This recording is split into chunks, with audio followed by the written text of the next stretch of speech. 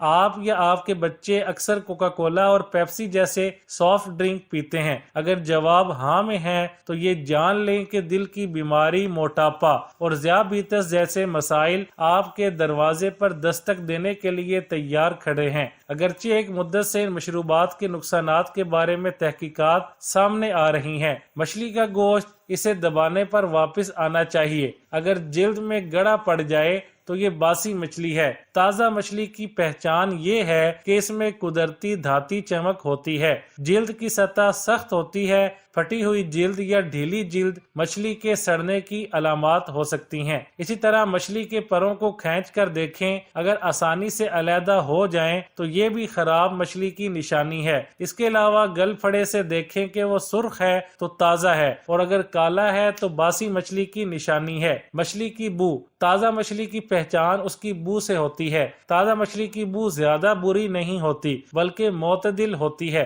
اس کے مقابلے میں اگر بہت بری بو آ رہی ہے تو یہ پہلی نشانی ہے کہ یہ مچھلی باسی ہے یا کیمیکل سے محفوظ کی گئی ہے۔ ایسی بو اکثر اسے پکانے کے بعد بھی برقرار رہنے کا امکان ہوتا ہے۔ باسی روٹی خالی پیٹ کھانے سے ہونے والے فائدوں میں، باسی روٹی کو دودھ کے ساتھ کھانے سے شوگر کنٹرول میں رہتی ہے، کیونکہ آج کے دور میں شوگر کے مریضوں کی تعداد بڑھتی جا رہی ہے اور شوگر کی وجہ سے ہم بہت سی بیماریوں میں مبتلا ہو جاتے ہیں۔ اگر کسی کے خون میں شوگر لیول بڑھ رہا ہو تو صبح خالی پیٹ رات کی بچی ہوئی 1 یا 2 روٹی کو پھیکے دودھ میں ڈال کر کھانے سے کافی فائدہ ملتا ہے اور شوگر کنٹرول میں رہتی ہے۔ باسی روٹی کو دودھ میں ڈال کر کھانے سے بلڈ پریشر کنٹرول میں رہتا ہے۔ بلڈ پریشر کی پریشانی ہر دوسرے آدمی کو ہے۔ اگر ہمارا پیٹ خراب رہے گا تو ہم کئی بیماریوں میں مبتلا ہو جاتے ہیں۔ اگر کسی کا نظام انہضام صحیح طریقہ سے کام نہ کرتا ہو،